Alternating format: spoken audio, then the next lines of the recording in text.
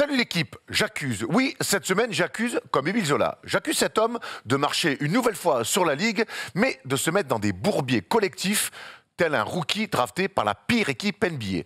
Je l'accuse aussi de copinage abusif, d'omnipotence dans une franchise historique dont il semble se servir pour un petit peu mieux scénariser sa legacy.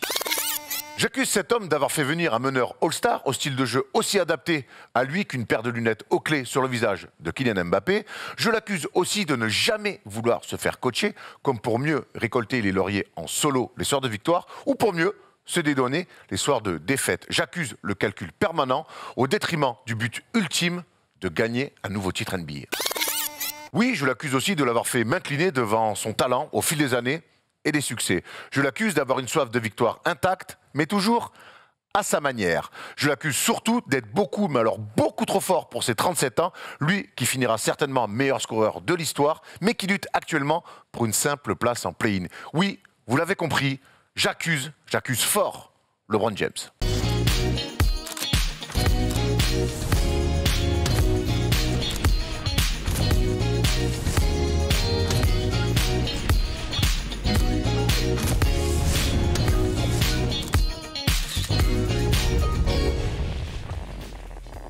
Salut l'équipe, on est jeudi et le jeudi c'est le First Day Show, une émission complète où on va vous parler de plein de choses, mais surtout on va vous parler du français le plus riche de NBA, Rudy Gobert, qui fait énormément parler en ce moment. Ça sera notre grand débat. Avant de se lancer dans cette émission, je vais vous présenter un homme qui n'a pas fait ses contours et du coup qui s'est mis une petite casquette, on dirait un conducteur d'hélicoptère comme ça. Non. Non, ou un pitcher de baseball pour rester plutôt dans le thème. En fin de carrière. Après, j'ai jamais vu un genre de baseball hyper affûté. Ils sont tous un peu tranquilles. Des fois, il y en a quand même. Des fois, c'est abusé. Ils sont peu. C'est un sport où tu peux te laisser aller. Ils sont affûtés, c'est en fait ils sont junkies, donc c'est un peu relou. Il y a beaucoup de junkies dans le baseball. Ah bon? Dans l'histoire du baseball. Ah oui, dans l'histoire du baseball. Oui, d'accord. Basket pas mal et ils ont des gros contrats aussi au baseball. Ah ouais. Sur des longues périodes. Bon, ça va Thomas? Ça va, impeccable. Tu vas faire toute l'émission avec ta casquette? J'espère. Très bien. J'espère que je vais tenir. Tutur, comment ça va? Ça va et toi? Eh ben bonne année, on t'a pas encore. Bonne année. Merci, bonne année à vous aussi les gars. Merry Christmas, comme on dit chez toi. Exactement. Tu as bien commencé l'année puisque tu reviens des États-Unis où tu as pu voir le match entre le Magic et les Sixers. Tu t'es régalé. Tu vas pas tout nous dire parce que tout à l'heure on va parler de Joel Embiid et tu as des trucs à nous raconter. Mais c'était comment ton petit trip au State? Bah écoute, c'était très bien après beaucoup de boulot, donc voilà. Mais j'ai pu voir aussi un match de NFL, un match de NBA, donc c'était magnifique. Qu'est-ce que tu préfères entre la NFL et la NBA? On préfère la NBA. Come on man. J'ai eu peur. En fait, je posais la question, j'ai eu peur de la réponse. Mais bon, en fait, je savais. Mais la NFL c'est cool aussi. Bah oui, les ambiances dans les stades, c'est incroyable. Ouais, c'est pas mal, T'es régalé. C'était bien. C'était quoi le match que t'as vu? Dolphins contre Patriots. D'accord, qui a gagné? Voilà. Dolphins. Faut jamais emmerder les dauphins, ça faut. C'est bien connu. Ok, flipper. Avant d'aller dans les news, on va vous parler évidemment, comme chaque semaine, du programme MCS Basket de ce week-end. Il y en a encore un énorme dimanche à vous proposer, avec notamment El Clasico entre Barcelone qui reçoit le Real Madrid. Petite bande-annonce, elle vous fait kiffer.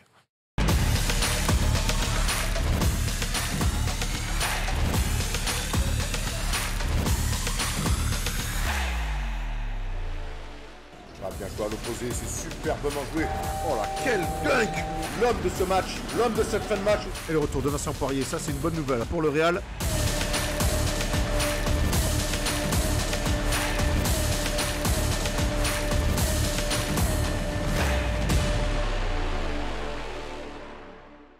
Rendez-vous dimanche 18h30, je serai au commentaire avec Stephen Brun. C'est la première fois qu'on commente ensemble avec le grand Brun. Je pense que ça fait longtemps qu'il n'a pas commenté lui aussi. On va se régaler. Du basket. Mais donc on va se régaler entre le premier et le deuxième de la Liga Andesa et le premier et le deuxième d'Euroleague. C'est forcément une énorme affiche du basket européen. Soyez bien avec nous. 18h30, on va voir de toute façon tout le programme du dimanche parce qu'il n'y aura pas que ce classico-là, il y aura un énorme programme encore Thomas dimanche. Ouais, absolument, le dimanche c'est vraiment le jour, le jour où il faut aller à la messe, où ensuite il faut enchaîner avec MCS Basket puisque on vous propose de la Ligue turque. Rodrigo Bobo a été fantastique, il joue dimanche, Trévise joue contre Milan, équipe de Euroleague, la Virtus Bologne aussi jouera contre Brindisi, une bonne équipe de Serie A, et donc on finira avec un match turc avec le Maccabi Tel Aviv, l'un une des grosses équipes européennes. Donc voilà, tous les dimanches, franchement, il faut rester connecté. Évidemment que toute la semaine, il faut rester connecté, puisqu'on a vu un buzzer beater cette semaine de Bourg-en-Bresse en Euroleague. On a vu hier Polo qui a commenté Manresa et Sylvain Francisco qui est en équipe de France. Ça a été annoncé aujourd'hui. Donc des belles affiches sur MCS Basket. On vous souhaite tous de passer du bon temps et de vous abonner pour nous suivre à fond. Arthur, tu t'es abonné à MCS Basket? Pas encore. Come on, man.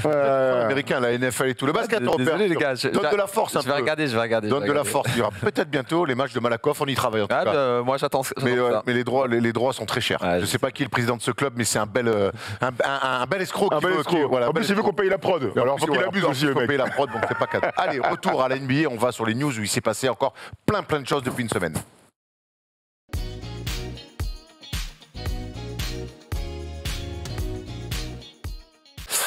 Alors oui, j'ai oublié le sommaire, mais c'est pas grave, vous allez découvrir l'émission au fur et à mesure, hein, parce que vous êtes habitués maintenant. On commence avec l'actu la plus chaude et la plus triste, hein, presque, pour Thomas en tout cas. Ah bon, c'est la nouvelle défaite des Lakers. Ah oui, c'est vrai, t'as raison, je suis très triste. Face à Indiana, 111-104, une défaite qui pourrait sonner peut-être le glas de Frank Vogel, qui a pris un vrai coup de pression de sa direction, et la meilleure des réponses qu'il a trouvé à faire, c'est de perdre à domicile face aux Pacers, où on a revu quand même tous les gros problèmes qu'on voit chez les Lakers depuis des semaines et des semaines. Certes, Anthony Davis n'est pas là, mais il se passe quand même rien dans le jeu dans cette équipe. Ouais, il se passe rien dans le jeu, t'as raison de dire. Ce qui est dingue, c'est que le bilan n'est pas dramatique, tu vois, ils sont pas 14e de la conférence Ouest, sauf que les attentes sont énormes. Lorsque t'as Westbrook, LeBron et Anthony Davis dans un effectif, tu dois viser l'avantage du terrain, et pour l'instant, ils en sont loin. Et le gros souci, qu'on n'arrête pas de répéter depuis des semaines, c'est qu'il n'y a aucun fond de jeu, il se passe rien, ça défend pas, les systèmes sont cata, la hiérarchie est naze. Heureusement que LeBron est très fort. Il n'a jamais été aussi fort avec aussi peu de résultats dans toute sa carrière. Peut-être sa saison rookie, si on veut pinailler. Ce que je vois, c'est que cette équipe avait une identité depuis que Frank Vogel est arrivé. Premier en défense en NBA depuis 2 ans. Et cette année, ils sont 20e. Donc voilà, c'est dramatique. Et je ne vois pas comment ça peut s'arranger, puisque Frank Vogel est toujours en place. Arthur Toquet, un optimiste légendaire. Comment tu vois la suite un petit peu pour Frank Vogel et pour les Lakers? Je pense que tout a été à peu près dit par Thomas. Moi, je crois encore au déclic. Alors peut-être c'est le fait que je sois très optimiste, comme tu dis. Très fan de LeBron aussi. Très fan de LeBron aussi. Non, mais je crois au déclic. Je pense. Alors, ça serait pas l'arrivée en play-off. Enfin, peut-être faire en sorte que tout le monde va être un petit peu plus concerné, parce qu'en fait, moi, je pense ça vraiment cette théorie-là. Ouais, honnêtement, je pense sur un effectif avec cette expérience et un petit peu vieillissant. Je pense qu'ils sont vraiment sur la retenue. Je sais pas si vous avez vu la déclaration qu'il y avait il y a pas très longtemps de Kevin Love, qui disait qu'en fait, à l'époque, Cavs, ils en avaient rien à foutre de la saison régulière et qu'ils étaient vraiment en mode play-off. Donc là, ils étaient jamais en danger. Exactement, c'est ce que j'allais dire. Là, on n'en est pas aussi loin, mais en fait, quand tu vois l'effectif, il y a des divas. Je pense qu'ils ont du mal vraiment à s'y mettre. Et ils sont vraiment dans ce mode playoff. Alors c'est vrai que pour l'instant, il n'y a aucune certitude, mais je pense que le retour d'Anthony Davis va faire en sorte qu'ils vont se qualifier. J'espère qu'ils vont éviter le play-in, parce que ça serait une catastrophe pour eux, clairement. Et puis après, en playoff, moi, je pense qu'ils peuvent, si à la santé, je pense qu'ils peuvent faire quelque chose, clairement. Il y a quand même une question qui se pose, c'est autour de Frank Vogel, qui a des déclarations. Aujourd'hui, ça nous fait penser un petit peu à du Pochettino. Hier soir, il sort Westbrook sur la fin de match. Il a quand même du mal. Alors quand on se fait botter les fesses, on n'a pas le bon langage corporel. On doit faire plus d'efforts, on doit faire mieux. C'est quand même des drôles de déclarations. Alors sur Vogel, tu vois, j'ai un avis peut-être un peu tranché, tu vois, mais en fait, moi, c'est un coach que je kiffe, qui est un coach défensif. On l'a vu à Indiana, ça n'a pas forcément marché à Orlando.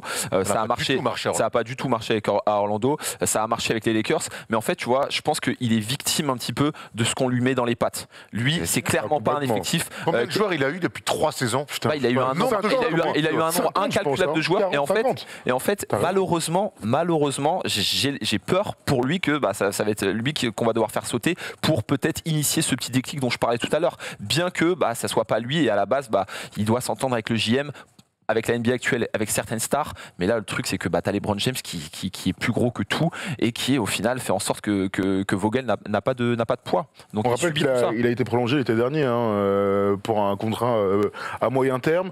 Et la dernière chose qu'on peut dire sur les matchs, c'est qu'on aime dire que les bonnes équipes ont de la régularité match après match, mais même dans un match, il y a peu de trous d'air. Il y a toujours un temps faible dans un match. Mais la gestion d'un temps faible, ça montre aussi la qualité d'une équipe. Les Lakers contre le Jazz, ils gagnent, mais ils sont à moins 10, ils sont à moins 7, moins 10 à 9 minutes dans le 4e quart-temps. Là, ils sont à plus 14 à un moment dans le 2e quart, ils le perdent. Ça, c'est la preuve que c'est une équipe qui a pas de certitude, ni en défense, ni en attaque. C'est un peu au bon vouloir de chacun. Alors parfois, Malik Monk va être bon, c'est vrai. Parfois, il y en a d'autres qui vont réussir à performer. On a vu Styles Johnson contre le Jazz. Il y a des mecs qui vont faire des choses. Évidemment, je mets LeBron à côté, mais sauf que t'as pas de certitude et t'as pas de régularité, donc c'est impossible d'enchaîner les victoires. C'est pour ça que moi, ce fameux déclic de play-off, J'ai quand même pour l'instant du mal à le voir. Il est loin.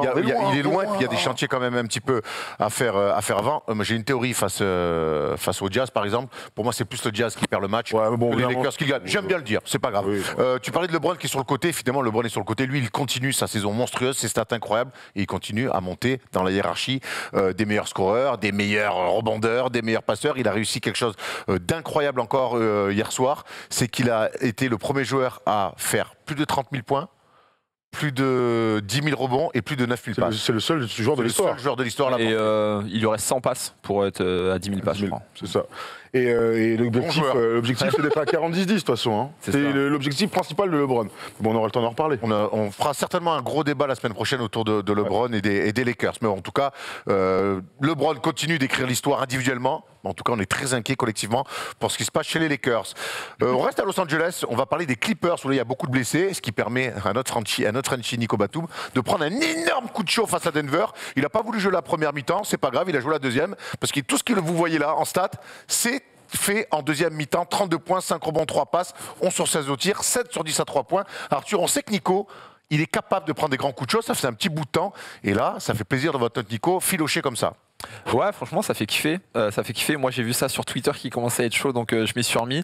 Bah ouais, on sait qu'il est capable. C'est un gars qui est à droite, c'est un joueur all-around. Il profite des blessés, il profite d'un énorme coup de chaud. Après, ses coéquipiers ont joué pour lui. Il y a des soirs, il y a de l'adresse. Il faut continuer, il faut capitaliser dessus. Et moi, j'ai cru qu'il allait taper son record parce qu'une fois à Portland, il avait fait 9 3 points ou 10 3 points il y a longtemps. Et son record est à 35 points aussi. Donc, ah ouais, ok, bah, j'avais pas les points aussi. J'avais pas les points. Et bah, c'était l'occasion. Mais en tout cas, sur une mi-temps, est-ce qu'il y a quelqu'un qui cette année a mis plus de 32 points en une mi-temps cette année? Ça me parle pas. Question. Bon, c'est une bonne question. Il y a 4 autres joueurs. Il y a 4 autres joueurs. Ok, bon, bravo à Tom. Merci, c'est une grosse. Est-ce que ça vous a pas rappelé ce coup de chaud? Bon, la 32 points du mi-temps, c'est la Coupe du Monde. Demi-finale demi-finale et match et troisième place. Et troisième place contre la Serbie. Il enchaîne 2 matchs comme ça incroyables où il prend d'ailleurs ce qui lui vaudra une place dans le meilleur 5. Mais genre 32-35. Il met comme ça, qu'avec des grandes sorties comme ça sur des écrans. En poste 2, j'ai envie de te dire. En poste 2, ouais. Ouais, c'est vrai que ça me fait penser à ça. T'as raison, il est capable de faire ce genre de choses. Mais ce qui est fou, c'est qu'à son âge, avec l'influence et l'impact qu'il a, donc dans ce côté all-around, toucher, permettre aux autres de s'éclater, bah là c'est lui qui s'est éclaté. Et ce qui est bien avec Nico, c'est qu'il regarde tout ce qu'on fait. Il regarde tout ce qu'on fait. Hier, on faisait une émission chez Winamax TV comme tous les mercredis de 18h à 19h et il était là, ce fou, il nous regardait. Regardez. Alors, il n'est pas content qu'on l'appelle vieux papy, désolé. C'est vrai. Nico, t'es plus tout jeune, qu'est-ce que tu veux? Moi, j'ai rien dit, pour le coup, vieux papy, parce que si lui, les vieux papys... C'est vrai, t'as raison, c'est Rémi qui l'a dit. Les enfoirés. C'est faux, c'est entièrement faux. Donc hier, Nico était en direct et il nous donnait 2-3 petites infos et surtout il nous disait qu'il n'était pas content qu'on l'appelle vieux papy. Des petites infos qu'il nous a données aussi, il nous a parlé un petit peu de Paul George qui est donc absent et c'est un petit peu compliqué en ce moment pour les Clippers cette saison-là parce qu'en plus de Paul George, ça vient s'ajouter à l'absence de Kawhi Leonard, donc leurs 2 meilleurs joueurs. Il n'empêche qu'hier ils sont à 2 doigts de gagner non plus à Denver et puis il se dit que peut-être Kawhi et Paul George pourraient revenir courant mars. Ça changerait tout pour les Clippers, Arthur. Alors franchement, les Clippers sont dans une espèce de timeline où ils vont pas avoir le droit à l'erreur s'ils ont envie d'être compétitifs pour les playoffs. On sait que cet été, ils pourront pas drafter, je crois, même l'année prochaine. C'est tout à OKC. Ils ont tout donné à OKC. Donc en fait, la marge, elle est vraiment restreinte. Ils ont intérêt à capitaliser pour essayer d'avoir une bonne place, avoir un maximum de matchs, un bon match-up pour les playoffs, pour passer un tour et les avoir en forme. Personnellement, j'y crois pas trop. Je pense pas que les deux pourront être vraiment en forme et très compétitifs. Mais en tout cas, c'est la carte qu'ils ont à jouer. Ouais. Crois-toi. À cette espèce, ça serait quand même un bon bourbier pour l'équipe qui tombe sur les Clippers. Tu vois, t'arrives, tu les prends en play-in, tu les prends en play-in, il y a Paul George et Kawhi qui sont bien revenus. Grave. Non, mais ça c'est clair, mais tu parles de play-off, tu parles du play-in et tout ça. Moi, j'attends de voir la trade deadline surtout. Oui, je pense c'est vrai, t'as raison, ils ont plus de choix de draft, mais bon, les choix de draft au bout d'un an, pour une équipe qui joue le titre, ça a peu d'impact. En revanche, avec tous les assets qu'ils ont, on pense à Eric Bledsoe, on peut penser à Reggie Jackson, on peut penser à Zubac qui a mis plus de 30 points hier soir, il était très très bon. Ils ont plein de mecs qui peuvent te permettre soit de performer si tu les gardes, bon pourquoi pas, mais surtout de monter un échange pour aller chercher un meneur de jeu, c'est ce qu'ils souhaitent depuis longtemps, surtout si dans le cas où Serge Ibaka peut enchaîner les matchs enfin et pourquoi pas participer à un round de playoff. Donc moi je suis très curieux de ce qui va se passer pour la franchise de Steve Ballmer d'ici le 10 février. Ouais, moi c'est surtout la trade deadline, je suis très curieux de voir ce qu'ils vont faire, je pense qu'il leur faut absolument un meneur de jeu, on est tout à fait d'accord avec ça. On enchaîne avec un autre où on se pose des questions de toujours depuis maintenant le mois d'octobre, voire septembre. septembre. C'est Ben Simmons. Il se passe plein de choses. Il y a des rumeurs de trade. Certaines sont refusées, certaines sont refusées aussi. Mais surtout, la probabilité la plus forte qui est en train d'arriver, c'est de se dire, est-ce que Ben Simmons va jouer cette saison? Si les Sixers ne trouvent pas de trade, il est très improbable de le voir jouer cette saison. C'est Jack Fisher qui nous dit ça sur Bleacher Report. Moi, je trouve qu'un mec de 25 piges qui fait une saison blanche alors qu'il n'est pas blessé, c'est dramatique. T'as des souvenirs d'autres mecs comme ça? Non. Je te rends compte, mais Marbury avait été mis de teco par les Knicks. On lui dit tu restes à la maison, mais c'était pas une saison en entier. Il n'avait pas 25 ans. Je trouve qu'à son âge, dans la construction de ce joueur-là, faire une saison blanche alors que t'es pas blessé, c'est presque lui mettre une balle dans le pied. J'ai aucun nom qui me vient en tête non plus. Non, t'as vu, c'est difficile parce que en fait, on est dans des cas un peu uniques. Des gars qui ont signé des gros contrats, qui sont parmi les fers de lance d'un projet, le fameux trust de process, dans des équipes qui gagnent des matchs.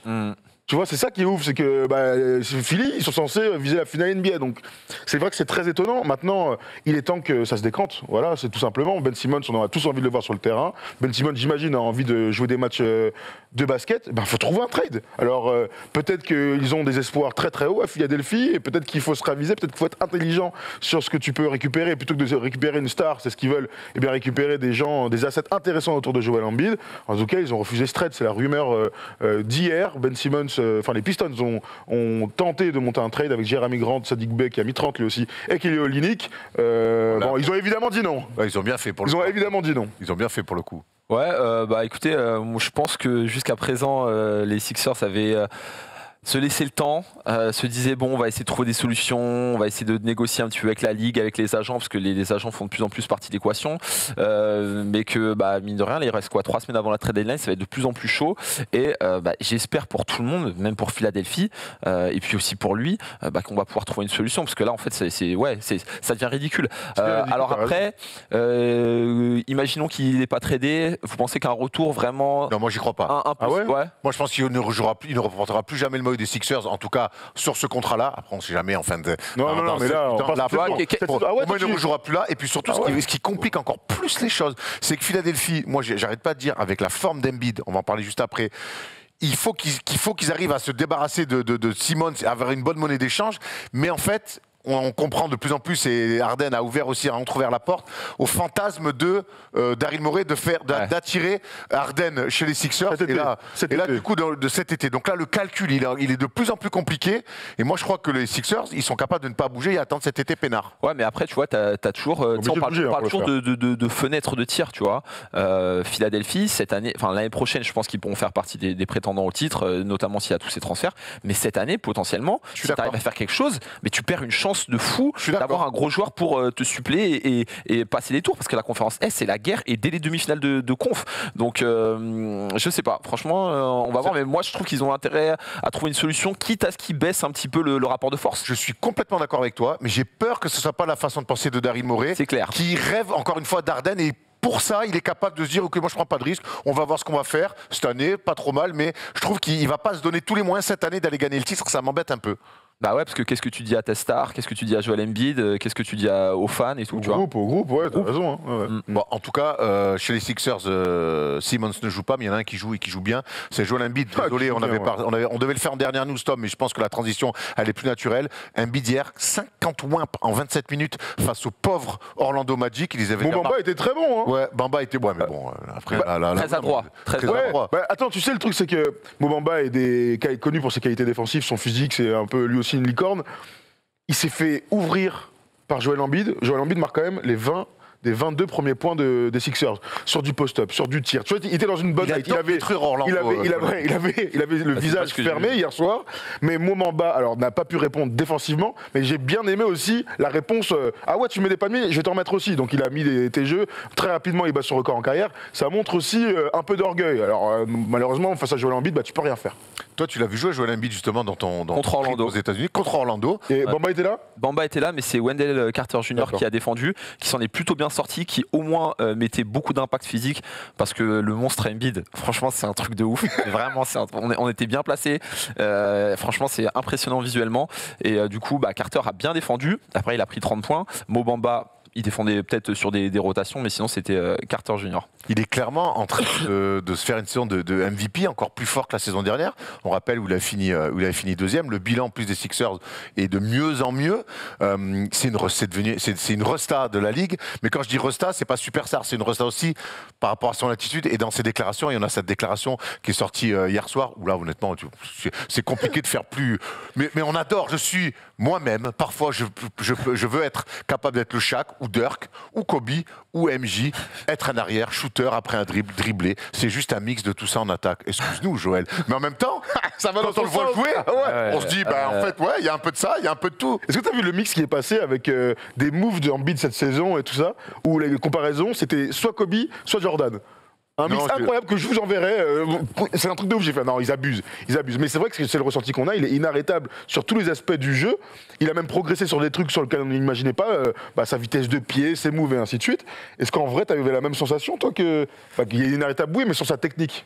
En fait, il a même pas eu besoin d'étaler toute sa panoplie tellement il était dominant physiquement en prenant la position là, tu vois, comme on le voit sur Mo Bamba. C'était ça tout le temps. Après, ses coéquipiers le trouvent, il met ses lancers et en fait, tu sens une domination sans partage sur l'équipe. Après, tu parlais de star. Moi, je veux revenir sur l'attitude.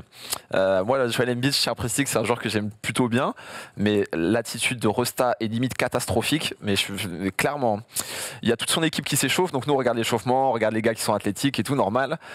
Et mon pote, il me dit, mais il joue pas Embiid, parce qu'il n'était pas sur le terrain. Et ça faisait peut-être 30 minutes que les autres s'échauffaient. Et donc je dis, bah non, il doit être sur les côtés et tout. Et il reste 3 minutes avant le match, il n'est pas là, quoi. Il n'est pas là, on le voit pas. Et à un moment, on entend, je sais pas, les lumières qui se baissent et tout. Limite c'était aux Sixers alors qu'on était à Orlando. Il arrive en marchant, chewing-gum, de tension, il fait son signe de croix, il rentre sur le terrain. Il y avait que des fans de Philadelphie dans les tribunes, donc c'était un truc de ouf. Et en fait, pendant tout le match, il domine, mais il donne une impression de nonchalance et de facilité qui est vraiment déconcertante. Lorsqu'il voit qu'il n'a pas besoin d'aller en attaque, il reste en défense. Lorsqu'il n'a pas besoin d'aller en défense, il reste en attaque. Lorsqu'il y a des changements, il s'écroule sur le banc, il va tout au fond, il s'écrase sur le banc. Je te jure, il s'écrase sur le banc comme ça et tout. Mais il est trop fort. Donc franchement, c'était marrant. Mais donc voilà, mais nonchalant notre ami le Camerounais là. Ouais, nous on l'avait vu à Miami où on a vu aussi un petit peu cette impression là. Après, on sait que les méga restas NBA ont toujours des attitudes. Les Browns, c'est pareil. Hein. J'ai vu 3 fois. Le Brown, c'est Jean-Michel Blair, c'est pas Jean-Michel Maire, mais Jean-Michel Blair. Je rassure Kobe à l'époque, il parlait aux gens dans le public, ils sont là. Arden, pour la première fois, on le fait à Los Angeles avec Guigui. Arden joue à Houston, mais dans les vestiaires et tout le truc. Mais je le vois, il sort de la douche, il y a 15 journalistes qui l'attendent, il vient. Il se change, il est de dos aux journalistes, il met 2 heures à s'habiller, il est là, il fait que des blèmes. Mais bon, c'est ça les J'avais vu Antetokounmpo à Golden State il y a 2 ans. Alors pourtant, il est cool Antetokounmpo. Vous savez l'échauffement où tu tires et tu fais le tour. Lui, il fait que tirer. Antetokounmpo, il arrive, il met son dunk, il revient en attaque. Il va jamais prendre le rebond et aller en défense. Jamais. Quand tu fais Antetokounmpo, jamais. Il reste qu'en attaque. Que en attaque. Et les autres, normal. Hein. Les autres, ils en ont rien à foutre. Tu leur font la passe et tout. Truc de ouf. On aime les passes droits. Un vrai passe droit. L'NBA est un autre monde. L'NBA est un autre monde. La trade deadline, c'est bientôt, mais il y a 3 équipes qui n'ont pas attendu cette période, Thomas. Et ça s'est échangé des joueurs entre 3 équipes. Ouais, absolument. Alors pour des raisons très différentes. Voici le récap du trade. Bryn Forbes arrive du côté de Denver. Il a bien fait de revenir à San Antonio, lui. Oui, absolument, mais alors, juste vite fait sur Bryn Forbes, c'était important pour Denver d'aller chercher un nouveau shooter pour son banc. Et Bryn Forbes, sur les 3 dernières saisons, était à plus de 10 points par match et à 40% au tir. Donc c'est parfait. Juancho Hernan Gomez, qui était à Boston, qui ne jouait pas, il a joué 18 minutes, pas du tout impliqué dans le projet. Il arrive du côté des Spurs, qui, eux, ont du mal à l'intérieur. Jacob Poeltl et Zach Collins sont là. Ça fait pas beaucoup, donc c'est intéressant d'avoir un joueur talentueux. Important aussi. Poste 4, poste 3-4, il va jouer au large. Hein. Ouais, mais ils ont besoin de mecs à envoyer. Ils ont McDermott qui poste un ailier comme ça. Il faut des mecs de toute manière pour aider le bon vieux Jacob. Et c'était important pour Boston parce qu'ils sont sur la luxury tax, ils sont limite. Ils payent et donc avec le contrat de 7 millions envoyé aux Spurs. T'as vu bien Juancho. Oui, bien sûr. D'accord, ok. Pas Willy. Ouais, voilà. Oui, d'accord. Donc Juancho, il est plus au large quand même. Oui, mais ça reste. C'est quoi, c'est pas en arrière Tu me dis au relais de... Pour accompagner. Il faut bien un poste 4 dans cette équipe. Oui, tout à fait, très bien. Zach Collins qui revient de blessure, non, c'est pas ce que j'ai dit. Si, tout à fait. Ok, d'accord. Je voulais qu'on clarifie les choses, Thomas. Est-ce que c'est pas clair? Bagarre. Pas du tout, on se parle. Tu veux mettre dans la merde. C'est pas vrai. T'as découvert le trade il y a 5 minutes et tu vas me faire. C'est le gars qui a le seum et tout. Non, je plaisante. C'est toi qui me l'as envoyé hier soir, c'est évidemment une blague. Donc le dernier truc, c'était donc PJ Dozier et Bol Bol de Denver arrivent du côté de Boston. On sait que les deux sont blessés. Bol Bol s'est fait opérer du pied, devrait être échangé encore une fois. Et PJ Dozier qui a du potentiel, qui n'a jamais réussi à enchaîner vraiment à Denver, qui lui est out pour la saison. Donc vraiment pour Boston, c'est pas pour renforcer son équipe, c'était une affaire de contrat et de gros sous. Très bien. Écoute, en tout cas, de nombreux trades arrivent bientôt parce que la trade deadline, on sera d'ailleurs le 10 février, ouais. Winamax, on sera le 10 février avec Rémi Reverchon. Et je le sens cette année, je sais pas vous, va y avoir, ça va bouger, ça va énormément bouger. Et on va vous proposer, je pense, lundi dans la libre antenne, les 5 ou 10 joueurs qu'on a envie de voir bouger, qui devraient bouger. Donc ce sera un super sujet pour lundi soir. Et vous pourrez nous appeler pour nous dire aussi les trades que vous avez envie de voir, les petits bons coups à faire. Allez, on a fait le tour des news, il y en avait pas mal. On va ouvrir le grand débat autour de Rudy Gobert. Mais pourquoi tant de haine autour de notre pivot français ?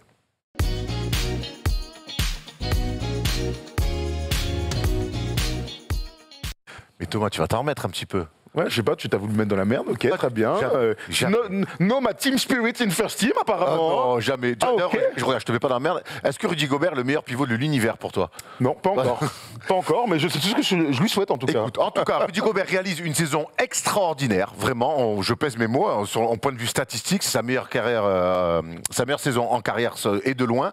Son influence sur le jeu des Jazz est incroyable. On voit ça, 15 et 8, 15 rebonds. Il les met chaque fois que vous c'est en vert comme ça. Ça veut dire qu'il est leader NBA. Les pourcentages sont incroyables. Et surtout l'impact sur son équipe. Parce que dernièrement, Rudy a raté une série de quelques matchs. Et là, on a découvert une équipe du Jazz méconnaissable, messieurs. Ouais, là on voit, on voit que sans lui, ils sont dernière défense au rating NBA. Ouais, je pense qu'on a tous vu ces tableaux, mais est-ce que c'est une surprise ? On sait que le Jazz dépend énormément de Rudy Gobert et surtout les joueurs se reposent sur Rudy Gobert, notamment défensivement, sur tous les petits efforts que tu pourrais faire. Et ça a été criant lors des derniers playoffs contre les Clippers. Donc voilà, pour moi, c'est pas une surprise le fait qu'ils aient pas eu un bon bilan quand il n'était pas là. Il n'était pas blessé, c'était protocole Covid, c'est ça ? Ouais. C'était protocole Covid, mais voilà, Rudy, il est exceptionnel, il fait ce qu'il sait faire, il le fait très bien depuis des années, il s'invente pas des vies, et puis ça marche pour lui. C'est pas surprenant. Est-ce qu'on s'en rend assez compte ? Ouais, voilà. En fait, c'est parce que tu dis, ouais, toi t'es pas surpris, mais moi j'ai l'impression que finalement ces stats-là, alors pour le coup elles sont criantes de vérité. Bah oui. Mais est-ce qu'on se rend assez compte en fait de son rôle ? Non, mais je pense que nous on s'en rend compte. Sauf que tu dis que t'es pas surpris, moi non plus je suis pas surpris de dire que le Jazz est une bien moins bonne équipe lorsque Rudy Gobert ne joue pas, ça nous paraît évident, c'est un des piliers de ce projet-là. En revanche, on peut être surpris du fait que tout s'écroule comme ça, parce que Hassan Whiteside lui aussi a été blessé, son backup qui a été plutôt bon en tout cas dans les stats quand il a joué quand Rudy n'était pas là, mais on parle d'une équipe qui vise la finale NBA, qui vise la première place de la conférence Ouest, lorsque un mec part, tu peux être en droit d'espérer que ça continue, pas forcément à rouler, mais en tout cas que tu t'écroules pas comme ça. Dernière équipe NBA en défense, alors que quand Rudy est là, ils sont deuxième. La stat, elle est démentielle, donc en ça, c'est une surprise. Et la stat en attaque. Et l'échantillon, c'est pas 2 matchs, là, c'est 5 matchs. Et 4 défaites. Ouais. Donc, c'est pas une surprise de voir qu'ils sont moins forts, mais je suis quand même surpris de voir l'écart entre les deux. Quand on voit cet impact-là, j'ai envie de vous poser une question. C'est est-ce qu'aujourd'hui, Rudy fait partie du top 3 des pivots NBA ? J'ai envie de mettre Jokic, Embiid dans un monde à part. Oui. Et derrière, j'ai envie de mettre Rudy Gobert. Alors, il y a Bam Adebayo qui revient de blessure, qui a un talent d'attaque un petit peu haute, qui est plutôt un all-around chez les pivots. Il y a Karl Anthony Towns qui est un vrai attaquant, mais qui n'a pas encore l'impact qu'a Rudy, notamment dans son équipe, même si on sait que c'est un meilleur attaquant. Est-ce qu'aujourd'hui, pour vous, on peut mettre Rudy 3e ? Bien sûr. Ouais, bien sûr, ça ne m'étonne pas. Et tu vois, le fait d'avoir ces trois-là, on peut donner des arguments pour chacun d'entre deux. On parle pas faut aller plus loin que le simple talent intrinsèque. Moi, je pense que les Adebayo et Karl Anthony Towns, intrinsèquement, sont plus talentueux en attaque. Mais par contre, aujourd'hui, Rudy, comme il a optimisé son potentiel pour faire ce qu'il fait et l'importance qu'il a dans cette équipe qui joue, tu l'as dit, les finales NBA, pour moi, aujourd'hui, il est numéro 3. Oui, il est numéro 3 cette saison, parce qu'avec les blessures et avec les méformes et les dernières saisons de Towns notamment, et le bilan collectif, tu as raison aussi. Moi, Rudy Gobert aujourd'hui, être 3e sur le podium là, des meilleurs pivots, j'ai aucun problème. Tu vois, je pense qu'il y a aussi un problème avec la lecture sur ils ont plus de talent. Moi, ma théorie, c'est que oui, Towns est un meilleur attaquant. meilleur shooter. Bam est un meilleur attaquant, dribbleur, pivot dribbleur, passeur et parfois scoreur. Mais ce que fait Rudy Gobert, là, défensivement, c'est un talent extraordinaire. Là, on n'est pas dans un mec surathlétique qui est bon en défense. Je pense à DeAndre Jordan, par exemple, qui, à un moment donné, est peut-être le meilleur pivot de la Ligue défensivement. Il n'y a aucun souci. Sauf que là, Rudy, il fait des trucs complètement historiques. Au-delà des trophées qu'on lui remet, sur les 10 dernières années, pour moi, il y a 3 défenseurs qui sortent complètement du lot, Draymond Green, Kawhi Leonard et Rudy Gobert. Donc en ça, pour moi, il faut l'avancer comme un talent de Hall of Famer, en fait. Alors moi, je suis pas tout à fait d'accord avec toi. Tu vois, quand je vois Rudy Gobert, quand je vois ce qu'il fait, c'est pas le mot talent défensif qui sort en premier. Et pourquoi pas Arthur, on a beaucoup de mal, je trouve, quand on débat des défenseurs, à associer. Autant en attaque, tout de suite, le mot talent arrive très vite. Quand on parle de défense, on a beaucoup de mal à associer le mot talent.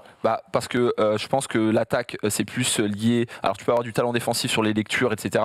Je pense que l'attaque, au bout d'un moment, tu as un ballon dans les mains, tu as un aspect technique qui rentre en jeu et tu dois faire la différence. Mais pas en défense. Non, alors laissez-moi terminer. Oui, vas-y. Et je pense qu'en défense, un petit peu moins. Je ne dis pas que Rudy Gobert n'est pas talentueux défensivement ou qu'on ne peut pas associer le talent à de la défense. Ce que je dis juste, c'est que parler de talent défensif pour Rudy Gobert, ça serait aussi omettre tout le travail que ce gars fait depuis des années, les étés qu'il a fait à pas aller en équipe de France et à continuer à se développer avec son équipe, le travail physique qu'il fait. Il fait souvent des photos torse nu sur les réseaux sociaux, il est hyper affûté, il fait attention à sa nourriture depuis Cholet, c'est un formidable travailleur et ça je pense qu'on le voit pas assez. Donc je dis pas qu'il a pas de talent défensif, ce que je dis c'est que on oublie trop le formidable travail que fait ce gars-là et le fait d'être aussi fort sur ses appuis pour un 7-footer, d'être aussi mobile, d'être capable de pouvoir bouger aussi rapidement, on peut dire c'est un athlète, mais au bout d'un moment il va avoir 30 ans cette année, il n'y a pas que le côté athlétique, il y a le travail et le fait que ce gars soit systématiquement en forme. Donc pour moi je vais pas dire que je mets le travail bien au-dessus de son talent, mais je dis qu'il faut pas l'omettre. Non mais ça je l'entends, mais moi je trouve que ce que tu dis ça va pas du tout en contradiction avec ce que je viens de dire. C'est-à-dire que qui va dire que Rudy Gobert n'est pas un formidable travailleur? Il l'est, point. Mais ce que je veux dire c'est que, et je partais de ce que disait Erwan sur le talent des autres mecs, c'est que je trouve qu'on met pas assez en avant le fait d'être un extraordinaire défenseur, un défenseur hors du commun, un défenseur qui va t'amener au Hall of Fame. Tu as raison, et je pense que tu réponds à une autre question sur laquelle on est tout à fait d'accord. Sauf que la lecture défensive, il y a plein d'autres mecs de 2-16 qui sont au moins aussi véloces que lui. Sauf que comprendre les systèmes des autres, être toujours dans les bons endroits, venir en aide quand il faut, être dissuasif. Alors maintenant, il est le deuxième meilleur contreur de la NBA. Et je mets même pas cette stat en avant, mais elle existe celle-là aussi. Je trouve que ça, on le met pas assez en avant comme étant un talent. Et pourtant, ça l'est.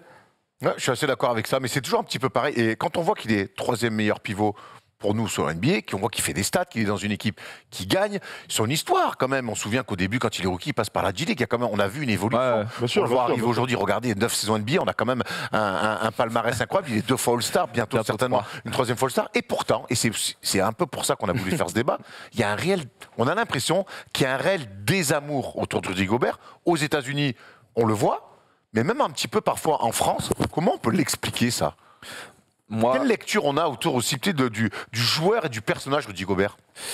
Je pense qu'il souffre de plusieurs choses. En NBA, on a souvent tendance à mettre en avant les gens qui font gagner leur équipe et pas forcément ceux qui ne les font pas perdre. Tu vois ce que je veux dire ? Et lui, il fait beaucoup plus partie de cette deuxième catégorie des gars qui font pas perdre son équipe mais pas forcément gagner. Donc peut-être qu'il y a ça, et puis après c'est un truc que je valide absolument pas et que je comprends pas. Quand tu vas un peu sur les commentaires des vidéos, il y a des vidéos qui parlent sur lui, les gens disent mais Gobert, ce qu'il fait, tout le monde peut le faire en fait. Tu vois, il voit pas tout potentiellement ce talent offensif, tout ce qu'il est capable de faire. Ce complexe des petits un peu. Ouais. Et tu sais, t'as l'impression, moi, les gens disent, en gros, si je faisais sa taille, je pourrais faire la même chose. Et j'ai l'impression, non, bien sûr que non. Comme dit Thomas, des mecs de 10, il y en a plein, NBA qui sortent au plafond. Il y en a plein. Et en fait, j'ai l'impression que les gens pensent ça. Franchement, ouais, c'est vrai. Non, mais il y a le côté du désamour, il est réel. De toute façon, tu le vois là quand il prend le dunk de Westbrook dans la tête. Mon gars, dans les commentaires, tu fais ah ouais, les gens sont chauds. Après, il y a des. Ça, c'est ce qu'on peut voir sur les réseaux, mais j'ai envie de dire, bon.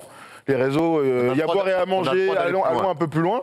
Ça se traduit aussi dans les votes du All-Star Game. C'est-à-dire que moi, dans mon 5 du All-Star Game, j'avais mis Rudy Gobert. Toi aussi, d'ailleurs. Moi aussi. Toi aussi. Quand on voit le retour des votes, il est 9e dans le front de courte de la conférence Ouest. Donc il est vachement loin de son niveau réel. Je trouve qu'il y a vraiment une dualité entre ses performances sur le terrain son palmarès, ce qu'on peut voir tous les jours, l'importance qu'il a, l'importance aussi qu'il a dans le projet, donc par rapport au cash, là, bah, super, bravo Tom, il a un énorme contrat NBA et c'est mérité au vu de son palmarès et ce qu'il fait ces derniers temps, et la perception qu'ont les gens. Moi je l'explique pour les Américains parce que c'est un Français, je pense vraiment qu'il y a un truc bête et méchant, les caries sont cons, voilà, on peut le dire. Quand tu dis français, genre étranger ou français? Non, français, non, étranger. Tu, sais, okay. Tu connais, ils ont un problème avec ça, mais bref. Ça, c'est pour la partie des Américains. Sur les amours du reste, il y a aussi beaucoup de déclarations de Rudy Gobert. Rudy Gobert est le premier à dire moi, je suis le meilleur pivot NBA. Enfin, peut-être pas forcément comme ça, mais il a souvent eu ce type de déclarations qui sont pour moi qui n'ont pas d'intérêt. Nous, ce qu'on voit, c'est qu'il faut le juger sur le terrain. Et sur le terrain, il est irréprochable. Alors, on peut retrouver des trucs, parfois. Mais lorsque...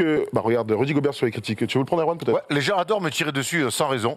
C'est drôle parce que moi, je ne tire jamais sur personne. Je pense que lorsque vous êtes le meilleur au monde dans quelque chose, les gens perdent confiance. C'est une vraie déclaration, mais parce que...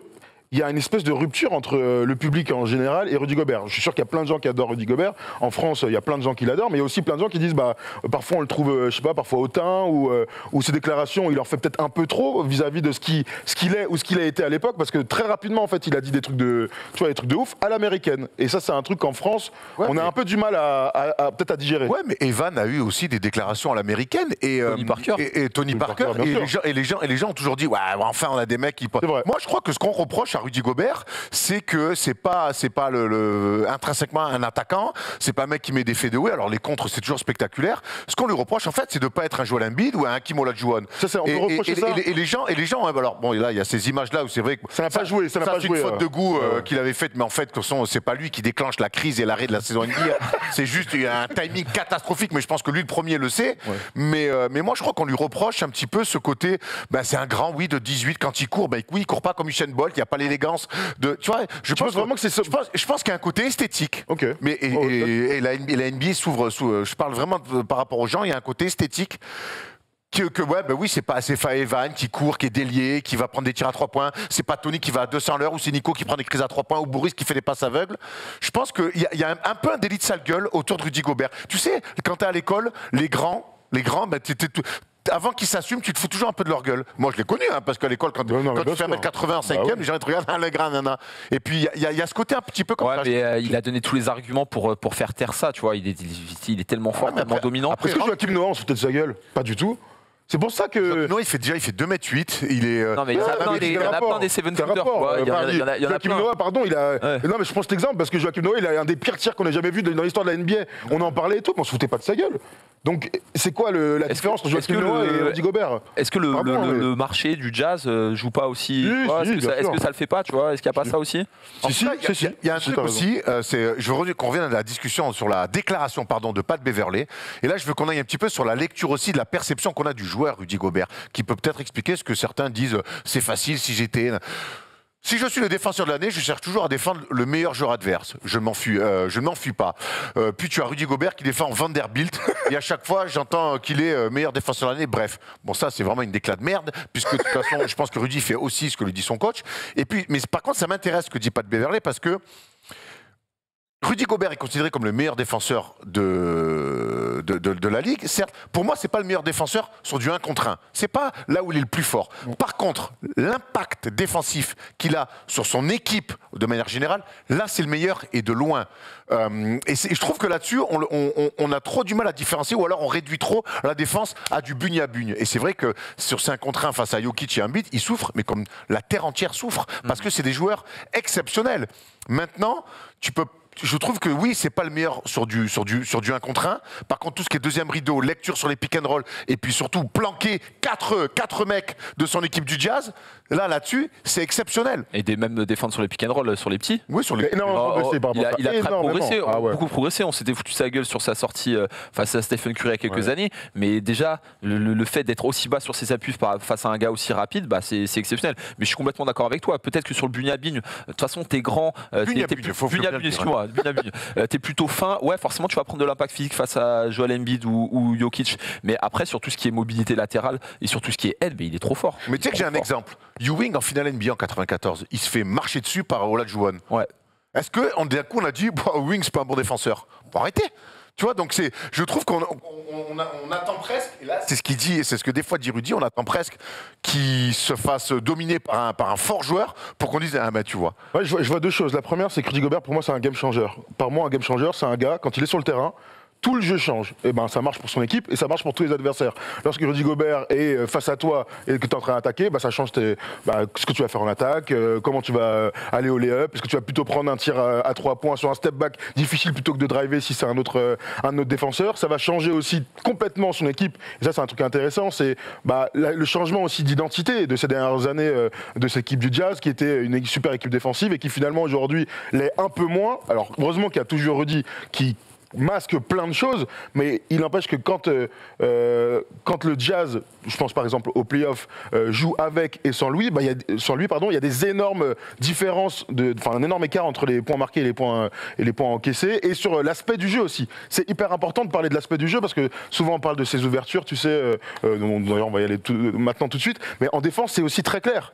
Peut-être qu'il est sur Vanderbilt, mais c'est parce que du coup il va pouvoir aider sur Karl Anthony Towns ou je sais pas, sur Anthony Edwards. Et c'est là où il est le plus fort. C'est sur ce deuxième rideau, c'est changer les tirs, changer les trajectoires. C'est là que c'est incroyable. Là, on a un attaque. Tom, on a juste un petit peu. On va juste un petit peu. Je voudrais qu'on revienne quand même sur. On a parlé avec Nico Batum et j'aimerais qu'on prenne les déclats. On en a vu mais on va tout prendre. Hier, on parlait avec Nico Batum pour préparer ça. Nico Batum qui a été son adversaire, qui est son adversaire NBA, mais qui est aussi son coéquipier en équipe de France. Et voilà ce que nous a dit Nico. On a pris plusieurs déclats. Beaucoup ont une mauvaise perception de pourquoi il est le meilleur défenseur NBA. Pour moi, Draymond Green est le meilleur défenseur en direct, c'est ce qu'on disait sur le bugne à bugne. Mais Rudy est un game plan à lui tout seul. Et là, il va s'expliquer et c'est archi intéressant. Quand tu prépares un match contre Steph, LeBron, KD, Lucas, tu prépares toute ta défense par rapport à eux. Et là, il y a un seul mec pour qui tu peux préparer ton attaque collective en NBA, c'est lui. Le fameux game changer. Tout le monde cherche la faille pour sortir Rudy. C'est ce qu'on a fait en playoff. Si Rudy est hors de la raquette, tu ne peux pas les protéger. La défense de Utah, c'est pas la même. L'impact du mec est dingue. Et quelque part, Rudy est tellement impactant défensivement d'Utah que je pense que, sans le vouloir évidemment, il a changé. Il a changé un petit peu en mal. Cette équipe du Jazz, les gens autour, tu veux dire? Les gens autour, elle s'est construite, nous souvenons-nous, avec Gordon Hayward et donc Quinn Snyder, comme une équipe avec un vrai socle défensif. Rudy s'est épanoui là-dedans, mais c'était l'ADN de l'équipe. Aujourd'hui, c'est l'équipe d'attaque. C'est la meilleure attaque de la NBA. Maintenant, quand tu enlèves Rudy, tu te rends compte, et c'est ce que dit Nico, et c'est ce qu'il nous dit hier au téléphone. Il nous dit, mais en fait, Rudy, quand tu l'amènes au large, tu joues petit, tu amènes Rudy au large. Eh bien, en fait, les 4 autres, tu vas jouer. C'est le mec qui est défendu par Mitchell ou Bogdanovic ou Clarkson. Ben, c'est lui qui va faire un pick and roll parce que les 4 autres, ils défendent plus du tout. Tu réduis son impact direct. Ils défendent plus du tout. Ouais. Donc, tu vois, t'as un énorme défenseur, mais les mecs autour, ils s'appuient tellement sur lui que terminer ne défendent plus. Ça leur a donné une finale de conf. Moi, je suis tout à fait d'accord. Ouais, c'est 100%, et Nico a raison. Tu vois, il y a un truc qu'on n'a pas dit sur la déclaration de Beverley, c'est qu'il y a peut-être un désamour, pour revenir là-dessus vite fait, du public. On peut en parler parfois d'une rupture, mais les joueurs sont très durs avec Rudy Gobert. Ça, c'est un truc aussi que. On a vu Ben Simmons. Mais ils sont tous. Ben Simmons, même Shaq et tout, tu vois. Écoutez, on va les prendre. Là, on a Anthony Edwards. À chaque fois que je joue contre Porzingis, je mets pas un seul lay-up. Je ne comprends pas pourquoi on n'a pas réussi à finir nos actions contre Rudy Gobert. Il ne provoque pas le moindre sentiment de peur chez moi. Ils sont chauds chez les Wolves. C'est gratuit, c'est ridicule. Après Anthony Edwards, bon, voilà, il commence à faire pas mal de punchlines comme ça. Ouais. Mais ouais, c'est vrai que les joueurs, en fait, souvent, je pense qu'il y a beaucoup de frustration. Et lorsque tu prends les déclarations d'après-match et quand tu t'es fait contrer 4 fois, ouais, t'es un peu énervé. Surtout qu'en plus, Rudy Gobert, je pense que quand tu le trash talk, c'est pas le gars qui va te sortir une punchline. Donc c'est très frustrant pour ces joueurs-là de pas avoir de retour et donc peut-être qu'ils s'en donnent à cœur joie en interview. Après, je tiens quand même à souligner qu'il est quand même 3 fois défenseur de l'année et au bout d'un moment, les journalistes américains et canadiens, quand même, ils mettent en valeur le fait que ça soit un joueur exceptionnel parce que si le désamour était total et complet, il n'aurait pas ces 3 titres. C'est aussi pour ça qu'il est All-Star sans problème. Voilà, les coachs le choisissent, il n'y a plus aucun doute.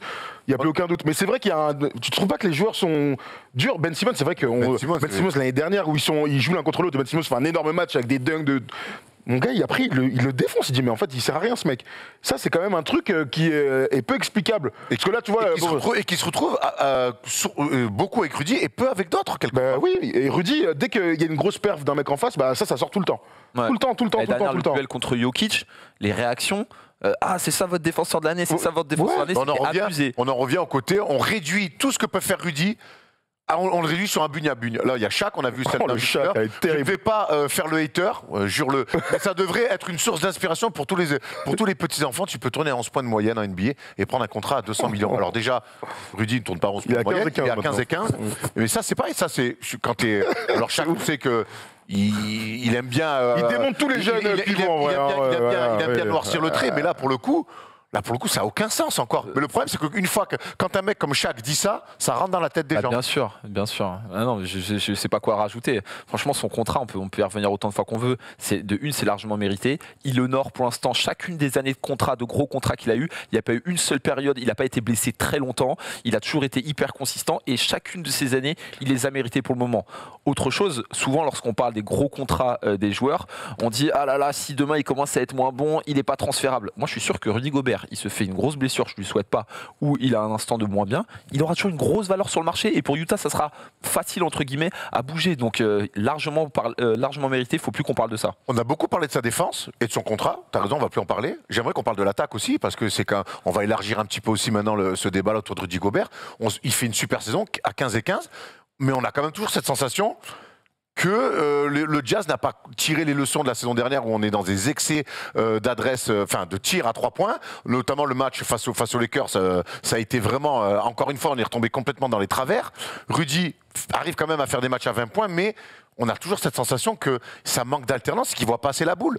Le Jazz est la meilleure équipe de NBA, c'est l'équipe qui tire le plus à 3 points, avec le meilleur pourcentage. Donc il y a une énorme progression depuis l'année dernière sur cet aspect du jeu-là. L'année dernière aussi, la saison dernière en play-off, on n'a pas arrêté de dire qu'il ne touchait pas assez la balle. Franchement, ça se traduit aussi dans les stats.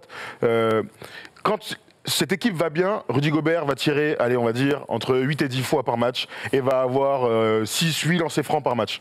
Lorsque ça va moins bien, et ça se confirme un peu sur ce match contre les Lakers, il va tirer combien ? 6 fois 6 fois par match, et ça se traduit aussi contre les Clippers lors de la finale quand ils perdent la demi-finale de conférence, perdu en 7 matchs, il ne tire que 6 fois par match. 6 fois par match. Il prend autant de tirs sur la série que de lancers francs. Est-ce que ça ne devrait pas être l'inverse ? Quand ça va mal pour le Jazz, donc quand ça va mal pour le Jazz, ça veut dire que tu es maladroit. Est-ce que c'est pas là que Rudy Gobert devrait prendre peut-être 10, 15 tirs ? Ouais, mais c'est pas par là. En tout cas, ils vont pas du tout dans cette direction. Certes, mais moi je pense que ça devrait être comme ça, le cheminement, plutôt que l'inverse. On n'est pas à droit, on va encore moins donner la balle à notre grand. Ah ouais, oui, t'as raison. Ouais, je suis d'accord. Moi, je pense honnêtement que les joueurs, ils ne comptent pas du tout sur Rudy en attaque. Pour eux, c'est leur socle défensif. C'est pour ça qu'il est payé. Je reviens sur le contrat. C'est pour ça qu'il est payé. C'est pour ça que c'est ça qu'il met en valeur. C'est ça qui fait qu'il a tous ses titres. Et en attaque, on compte pas sur lui. Il prendra des rebonds offensifs. S'il y a un mismatch de fou, on arrivera à le trouver. Il mettra son dunk. Mais voilà, sans plus. Donc c'est pas une arme. C'est pas une arme. Pour eux, c'est pas une arme. C'est pas une arme. C'est flagrant. Ouais, c'est flagrant. Quand on lui dit donner la balle, c'est pas donner la balle comme on donne la balle à Jokic ou comme on donne la balle à Embiid. Attention. C'est pour les gens qui nous regardent. Parce que dans les commentaires, certains vont dire oui, mais offensivement, il est parfois un peu frustré. Certes, mais donner la balle à un grand au basket, c'est pas forcément déjà pour qu'il aille marquer. Il peut aller provoquer des fautes. Il a quand même un petit hook. Il peut être en bout de chaîne aussi, notamment des fois aller le chercher. Quand il pique et qu'il roll et qu'il est grand ouvert, t'as le droit de lui donner la balle. T'as pas besoin d'être Sabonis pour faire ça, tu vois ce que je veux dire, pour marquer. Donc, et puis, il a, dans la skip pass, on l'a vu avec l'équipe de France notamment aux Jeux Olympiques, il est très bon pour renverser le jeu et là avoir une meilleure sélection de tirs. C'est ça aussi, donner la balle à un grand. Ouais, mais t'as raison. Moi, je pense aussi, et j'en parlais l'année dernière déjà, pour moi, c'est une équipe qui ne réfléchit pas comme ça, qui se dit pas donner la balle à ce grand-là, parce qu'on parle de lui, ça va être bénéfique. Je te rejoins aussi, c'est-à-dire que les gars pensent qu'ils sont assez forts pour jouer en fer à cheval et gagner comme ça. Et encore plus, ils pensent presque que lui donner la balle, une fois sur 3, ça va pas être un bon choix. Alors oui, il va perdre des balles parfois, il va pas, mais bon, ça fait partie du jeu. Sauf que voilà, quand ils sont en galère, ils se reposent sur eux, sur leur 1 contre 1, sur du pick and roll, et Rudy Gobert, c'est la chair à canon. Je pense aussi que la rupture avec, parce que là on parle clairement de rupture avec Donovan Mitchell, on n'est pas loin quand même. Elle vient de là. Si Donovan Mitchell avait confiance en Rudy Gobert attaquant, mais il aurait beaucoup plus la balle. Après, il n'a pas confiance en grand monde, Donovan Mitchell. Ouais, mais là, on parle des deux. À part en lui. Ouais, c'est une qualité. C'est une qualité. Mais tu sais que moi, je trouve que le Jazz a extrêmement bien travaillé depuis l'arrivée de Quinn Snyder. Il y a eu au début Gordon Hayward. Le départ de Gordon Hayward était géré direct. Ouais, a été géré direct avec la draft de Donovan Mitchell. Beaucoup je pense pas qu'ils s'attendaient à ce que Mitchell soit à 25 points en playoff face à un rookie. Tant mieux. Tu sais, boum, tu arrives tout de suite, ça matche bien. Tu as un grand pivot à qui tu files un contrat max. Tu as Donovan Mitchell à qui tu files un contrat max. J'ai l'impression que le Jazz a une petite fenêtre, elle n'est pas énorme, ils ont une petite fenêtre pour se dire on peut aller en finale NBA et qu'ils sont en train de se la manger, tout seuls. Ah, mais s'ils s'entendent pas les mecs. Où est l'intérêt? Ton intérêt ou l'intérêt de l'équipe? J'ai l'impression que Donovan Mitchell voit, parce que c'est quand même lui le numéro 1 de la franchise, Donovan Mitchell. Après, je sais, je suis pas en interne, je ne veux pas faire mon cocorico, mais j'ai quand même l'impression que allez, la faute de Rudy ou la faute de Donovan Mitchell ou la faute du staff ou la faute d'autres joueurs peut-être. Peu importe, la sensation que j'ai, c'est que cette équipe du Jazz, ils n'auront pas non plus chaque année l'occasion de se dire on peut aller en finale NBA. Ils sont en train de se manger leur fenêtre pour aller un jour en finale NBA. C'est pas avec cette équipe. C'est sûr, moi j'attends de leur part des mouvements sur la trade deadline pour ramener des gars un petit peu plus forts défensivement sur les postes extérieurs. Je pense qu'ils ont des assets, après à voir ce qu'il faut faire, mais défensivement il leur faut des gars un petit peu plus forts. Même Royce O'Neal, qui est plutôt un mec un peu défenseur, un Draymond Green du pauvre, comme j'aime à l'appeler, ben même lui, il défend plus peanut. Il défend plus peanut et puis après, il tourne à 8 points. Donc même sur les 30 minutes qu'il est sur le terrain, il n'est pas assez rentable en attaque. Pour moi, c'est Royce O'Neal, c'est bien que tu en parles. Bon, là, on parle de Utah en général. Il faut trouver un gars à son poste qui soit plus fort. On a des commentaires Twitter pour avoir vos avis comme d'habitude. On a dit beaucoup de choses. On va voir ce que vous en avez pensé sur les réseaux sociaux. On va prendre le premier commentaire de Lover, c'est ça? Lolver, ok? Flover. Okay. La NBA est aussi un show et beaucoup la regardent pour les émotions que procurent les joueurs esthétiques dans leur move et leur handle. On revient à ce que j'ai dit tout à l'heure. Est capable d'actions offensives de dingue. Rudy ne correspond pas à ce standard. That's it. C'est vrai que purement et simplement, implacable. C'est vrai que Ben Wallace, il avait un handle de fou, hein, et pourtant il était adoré de tout le monde. À Détroit, après. À Détroit. Français. Enfin, alors pourquoi? Donc ça, il nous fait une liste. Français. Offensivement limité et pas très flashy, joue au Jazz. Le fait qu'il râle et se plaint assez régulièrement, ça rejoint mon premier point. C'est comme ça que le voient les haineux sur les réseaux et sur les sites US. Je pense qu'il voulait dire c'est comme ça que je le vois. Que je le vois entraînant sur les réseaux et sur les sites US. Ok. Ça se tient, hein. Ça se tient. Flamingo. Et on a un dernier de Taboubi. En NBA, en tout cas, c'est juste parce que c'est un Français. Jokic est par exemple un MVP en titre et moins respecté de tous les temps. Les joueurs européens sont en train de gagner du terrain sur la domination en NBA et ça fait peur. C'est vrai qu'on peut revenir aussi à la déclat de Mike Malone qui disait que Jokic était le MVP le moins respecté de l'histoire. Ouais. Je sais pas sur quoi il se base après, mais oui, peut-être. Hein. C'est un ressenti en tout cas des mecs. Un ressenti, c'est un truc. C'est un truc qui a toujours existé. De toute façon, hein, malheureusement, les Américains, je le disais tout à l'heure, ils sont cons, hein, avec les étrangers en général. Donc c'est un des facteurs. J'espère que c'est pas vraiment ça, quoi. Tu vois ce que je veux dire? J'espère que. Après, il y a tout un tas de raisons. Après, je me dis, quand je vois les déclats de Rudy, quand il explique qu'il se fait. Les gens attendent toujours son erreur et tout, c'est aussi peut-être des fois, lui, il va peut-être aussi falloir qu'il se dise qu'il doit se construire. Et il s'est construit aussi avec ça, avec les gens qui ne croyaient pas sur lui, qui se foutaient peut-être de sa gueule, même tout au début à Cholet. Et je crois qu'il s'est construit là-dedans. Et je crois qu'aujourd'hui, si les gens ne te kiffent pas, si les gens se foutent de ta gueule ou attendent que Jokic mette 30 points ou un beat sur toi, ah ben écoute, fais avec. Au final, c'est plus difficile à dire qu'à faire, mais certes, t'as raison. Au final, construis-toi avec ça, et puis c'est à la fin de ta saison de carrière NBA, tu pourras regarder tout le monde en disant mais regardez, moi, et Hall of Fame, tu auras un discours à faire. Bien et celui-là, pour le coup, tu pourras bien l'écrire, tu vois. Donc, quelque part, c'est comme ça. Des fois, tu dois te construire un petit peu dans la difficulté et avec un peu les gens qui te taclent. Ça fait partie aussi du job. Je crois que c'est comme ça qu'il faut voir le truc. On peut pas forcer les gens à t'aimer. Ça c'est clair. On peut pas plaire à tout le monde. Voilà. Bien connu. Par contre, on peut forcer les gens à te respecter et c'est ce qu'il est en train de faire sur le terrain. Ça sera le mot de la fin, messieurs? Oui, absolument. Très bien. Parfait. Bravo. Eh bien, écoutez, dites-nous dans les commentaires en tout cas comment vous expliquez parfois ce désamour autour de Rudy Gobert et si pour vous il vous régale ou pas. On va aller sur une équipe dont on a beaucoup parlé en début de saison, qu'on a beaucoup saucé. Thomas, attendez, qui a un petit coup de barre et c'est arrivé. On va parler des Bulls.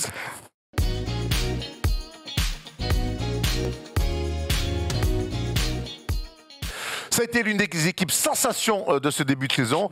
Les Bulls, allez, on va pas dire qu'ils sont entrés dans le rang parce qu'ils sont quand même premiers encore de la conférence Est, mais il y a eu beaucoup de blessés et surtout Thomas, il y a eu une défaite, il y a eu une série de 4 défaites d'affilée. Ouais, c'est aussi pour ça qu'on voulait faire ce focus, puisque cette équipe nous a tellement enthousiasmés sur le début de saison.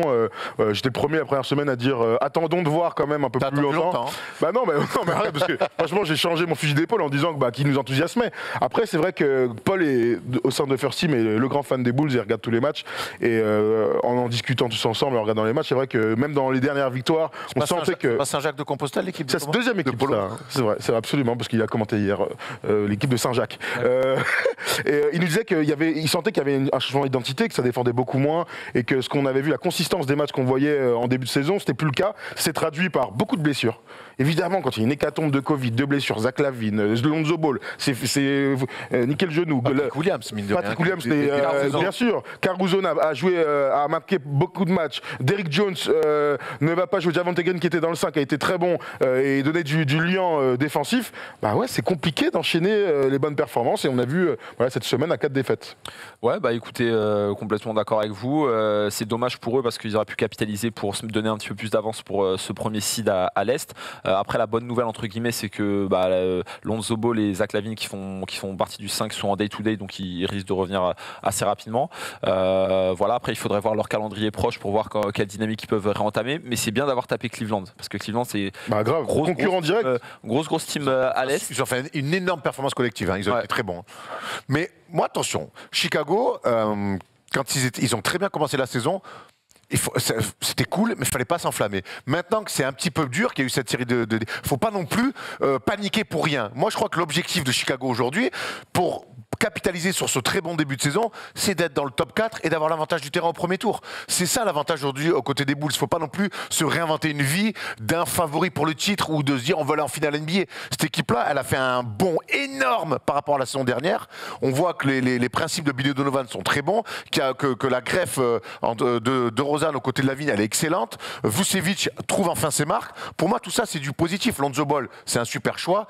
Pour moi, cette équipe, elle doit rester dans le top 4, s'assurer l'avantage du terrain sur le premier tour et continuer à bosser. Donc, autant il ne fallait pas s'enflammer en début de saison, autant aujourd'hui, il ne faut pas commencer non plus à paniquer. Et je rappelle, ils sont toujours premiers de la conférence Est. Et tu as raison, c'est bien d'avoir gagné face à Cleveland. Tu coupes cette série très vite. Ouais, tu as raison. Après, moi, je pense quand même qu'une saison, c'est censé être une montée en puissance.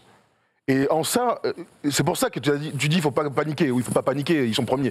Tu as raison. Par contre, il faut avoir une vraie réflexion sur ce qu'ils veulent dégager en termes d'équipe. Et quand je parle d'identité, c'est vraiment ça. Ils sont partis tellement fort que dans l'esprit de tout le monde, les observateurs, les fans, mais aussi eux-mêmes, tu t'aimes bien dire que les objectifs changent. Moi, je suis persuadé que si en début de saison, on dit top 6 pour Chicago, vous êtes OK, bah oui, tout le monde se fait un salto arrière. Play-in, je signe aussi. Ouais, voilà. Non, mais aujourd'hui, le but, c'est d'avoir l'avantage du terrain, mais c'est d'avoir une consistance et une régularité.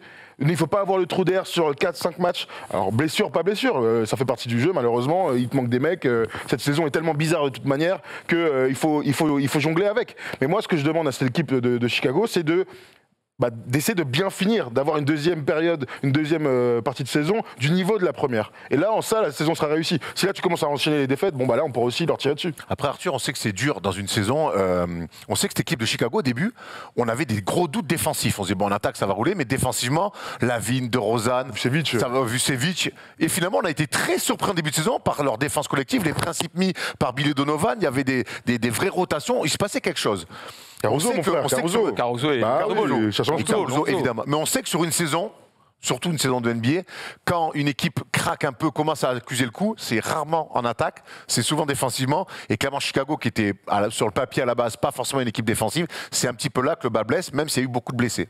Ouais, oui, effectivement, souvent c'est la défense qui pêche parce que en fait, souvent on se repose sur l'équipe, sur la défense. Bien évidemment, il faut tenir son joueur, etc.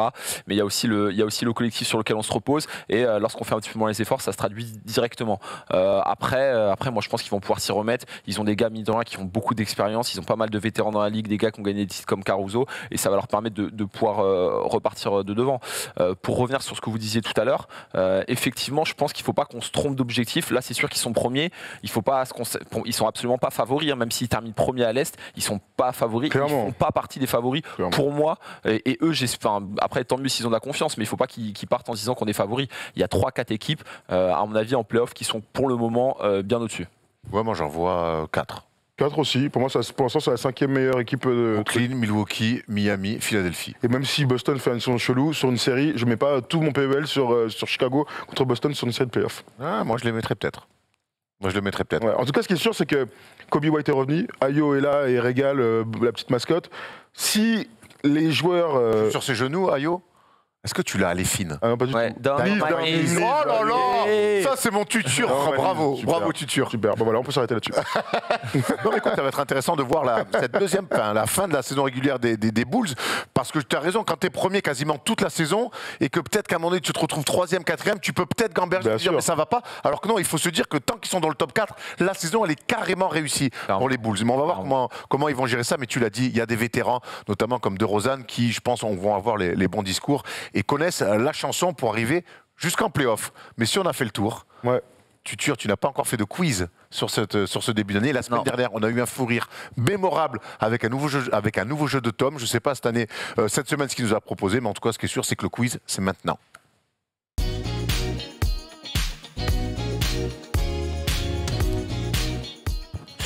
Allez, qui dit fin d'émission dit quiz, et aujourd'hui on va revenir sur un quiz un peu plus calme, parce qu'on a bien rigolé la semaine dernière. Là il y avait tuture et j'avais envie de repartir sur des connaissances, beaucoup de connaissances. Sympa pour Steph. Ah, mais Steph, en plus il y a beaucoup de connaissances sur les joueurs européens, mais toi, Steph c'est l'humeur et toi c'est le fond, toi. Voilà. il va encore m'insulter sur Twitter. C'est clair. S'il vous plaît. Et Dieu sait qu'il en faut pas beaucoup. Hein. Il faut même rien parfois. Salut Twitter, ça va? Bon, évidemment, quand il y a tuture, je fais un quel fac. J'ai aussi un j'ai déjà et le qui suis-je pour terminer. Allez, vas-y. Allez, quel fac, tu peux pas te plaindre, j'ai pris à peu près toutes les Je années. me plains jamais. Sauf quand tu perds. Allez, on commence. Jason Terry. Arizona, ça parle. Oh. Anthony Randolph. Bon. Anthony Randolph.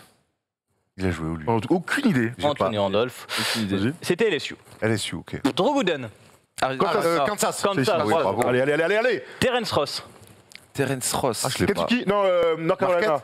Non. Non. Je l'ai pas. Terence Ah, Ross. vas-y. Une grande ville des États-Unis. Oh bah d'accord. Miami.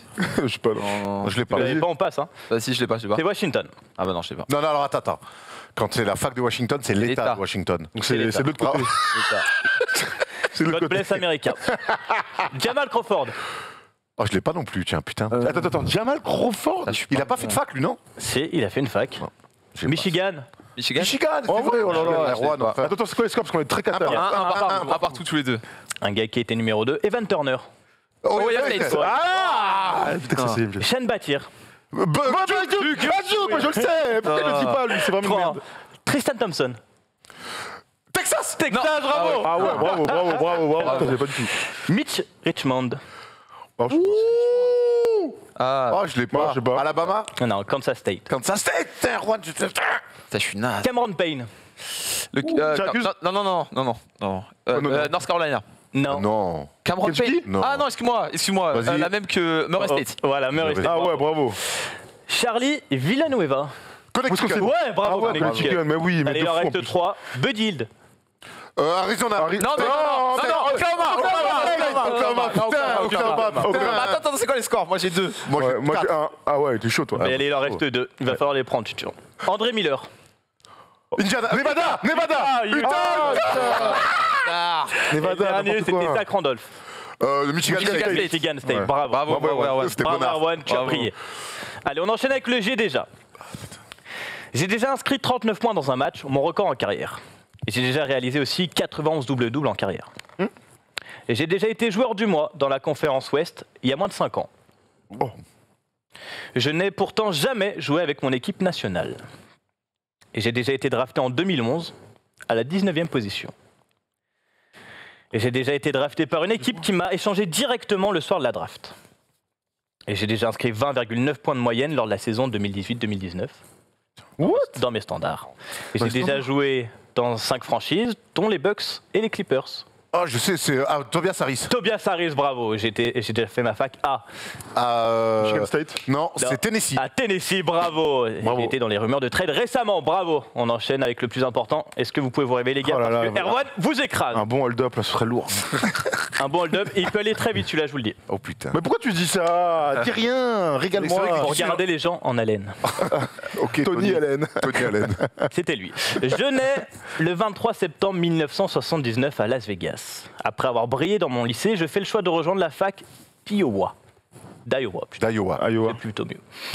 Mais lors du... Polo, il est outré. Mais lors du All-Star Game des lycéens, j'inscris 27 points, quand la star lycéenne du moment T-Mac n'en inscrit que 13. Sauf que lui, il décide de sauter la case fac et de rejoindre directement la Grande Ligue. Alors j'hésite, mais je choisis quand même le chemin classique. Par contre, je ne ferai pas de cursus complet, hein. Je n'ai pas autant de temps à perdre. Je resterai une saison, de 97 à 98, où j'inscrirai 15 points de moyenne. Et mes qualités de scoreur se font déjà ressentir. Putain. J'ai beaucoup d'espoir pour cette draft de 98. Et d'ailleurs, le Magic me fait du pied. En plus, la franchise a 3 pics, le 12, le 13 et le 15. Et je les impressionne lors des tests. Je suis donc tranquille. Je compte bien être drafté top 4. Richard Lewis. Non. Il passe pas par le lycée. Non. Pourtant, ma grande surprise, ils choisissent Keon Clark, Matt Aprina, Michael Doléac. Matt Arping. Ouais, c'est écrit en jaune, je vois très mal. Matt Arpina, il a dit frère. Voilà. Je n'en reviens pas. Michel Épinard. C'est finalement les Charlotte Hornets qui me récupèrent à la 21e position. Mo Peterson. Et je l'ai un peu mauvaise. Ouf. Mes 2 premières saisons sont frustrantes. J'ai du feu dans les jambes, mais je suis réduit à jouer 12 minutes par match. Par contre, dès que je suis sur le parquet, j'en profite pour monter ma tête au cercle et j'ai quelques qualités de dunker. Mype va partir de là en NBA. À l'été 2000, je suis transféré en Floride du côté du 8. Mais je ne jouerai que 7 petits matchs. La faute à une grosse blessure au genou qui m'écarte des parquets. Encore une occasion de me montrer qui me passe sous le nez. Je prends mon mal en patience et je fais bien, car le meilleur arrive. Je débarque à Cleveland lors de la saison 2001-2002. Dans un rôle de 6e homme. Darius Miles? Mais non, pas du tout. Je suis le parfait gars. Ricky Davis, bravo, je suis le parfait gars pour sortir du banc avec cette qualité. Darius Miles, je pense à Ricky Davis par beau et je prends le hold-up. Je deviendrai l'image de cette franchise avant que LeBron arrive. T'allais dire qu'il avait joué en France et tout? Ouais, à Rouen. À Rouen. Beau passage. Beau passage. Bravo Thomas, deuxième. Mais oui, frère. Bravo. Il est parti vite. Il est parti vite. Ouais, c'est vrai, tu l'avais dit. Je me souviens pas de lui du tout à Charlotte. Miami? Non, Miami, non. Miami, non, il joue que cette balle. Les Cavs, Et après, il s'embrouille avec LeBron, il part à Boston.